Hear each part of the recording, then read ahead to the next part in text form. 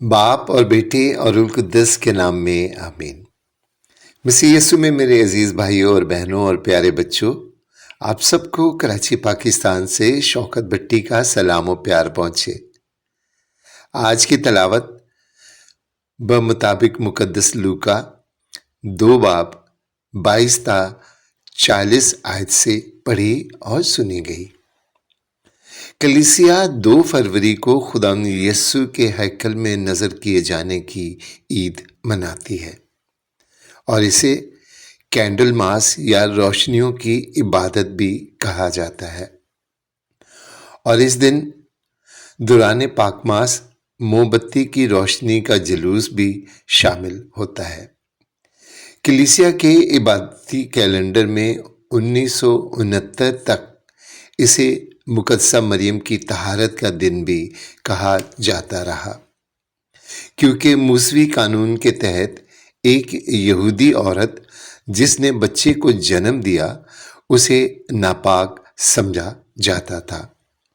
ایک نوزائیدہ بچے کی ماں معمول کے مطابق لوگوں کے سامنے نہیں جا سکتی تھی، اسے ہیکل سمیت تمام مقدس چیزوں سے پرہیز کرنا پڑتا تھا، اور اگر اس کا بچہ مرد تھا تو یہ دورانیہ 40 دن تک جاری رہتا، اور اگر بچہ لڑکی تھا تو مدت 80 دن تک جاری رہتی۔ یہ ایک رسمی خلوت تھی، نہ کہ کسی قسم کی غلط کاری یا خطا کا نتیجہ، اور اس رسم کو طہارت کا حصہ سمجھا جاتا تھا۔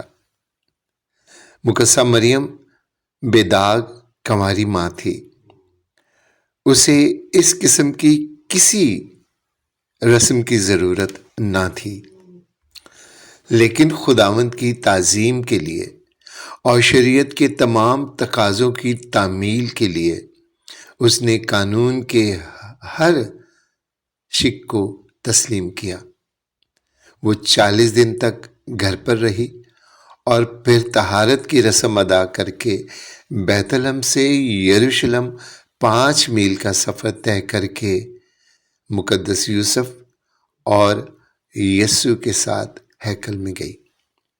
مقدسہ مریم کی پاکیزگی کے لیے 2 کبوتر پیش کیے گئے، اور پرانے عہد نامے کے مطابق بچے کو برکت دی گئی، اور پہلوٹا بیٹا ہونے کی نسبت سے اس کا فدیہ دے کر اسے چھڑایا گیا، کیونکہ شریعت میں لکھا ہے کہ ہر ایک مرد بچہ جو رحم کھولے گا خداوند کے لیے مخصوص ہے۔ میرے عزیزوں، مقدسہ مریم کی طرح بچہ یسوع کو بھی، کیونکہ وہ خدا کا الہی بیٹا تھا، ان رسمات کی قطعاً ضرورت نہ تھی، لیکن انہوں نے تمام غریب یہودی خاندانوں کی طرح قانون کو قبول کیا۔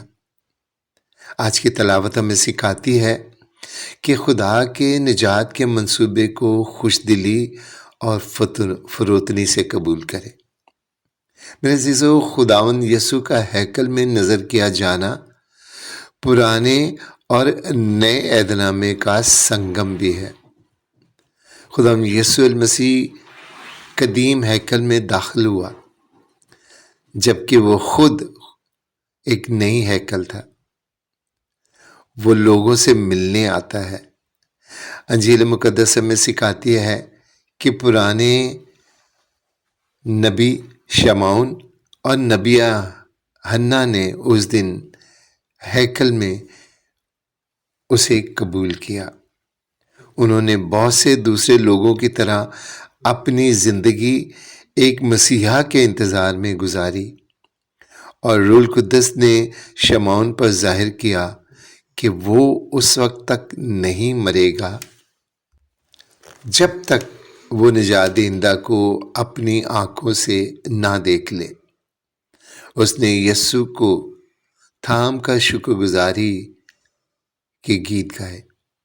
یوں ہم کہہ سکتے ہیں کہ نجات دہندہ کو پانا شکر گزاری کا دن ہے، یہ عید خوشخبری، نجات دہندہ کا ظہور اور خدا کے جلال کا دن بھی ہے۔ اس دن ہم جلجتہ کی صلیب کی ایک جھلک بھی دیکھتے ہیں، کیونکہ شمعون نے مقدسہ مریم سے کہا کہ ایک تلوار تیری جان کو بھی چھید دے گی۔ یوں آج ہم جس عید کو منا رہے ہیں وہ اس پل کی طرح ہے جہاں لتوریائی سال کے دو اہم ترین موسم باہم گلے ملتے ہیں۔ ہیکل میں خدا یسوع کو پیش کرنے کی عید ہمیں حلیمی، فروتنی، پاکیزگی اور خدا کی عطا کردہ نجات کو دل سے قبول کرنے کی دعوت دیتی ہے۔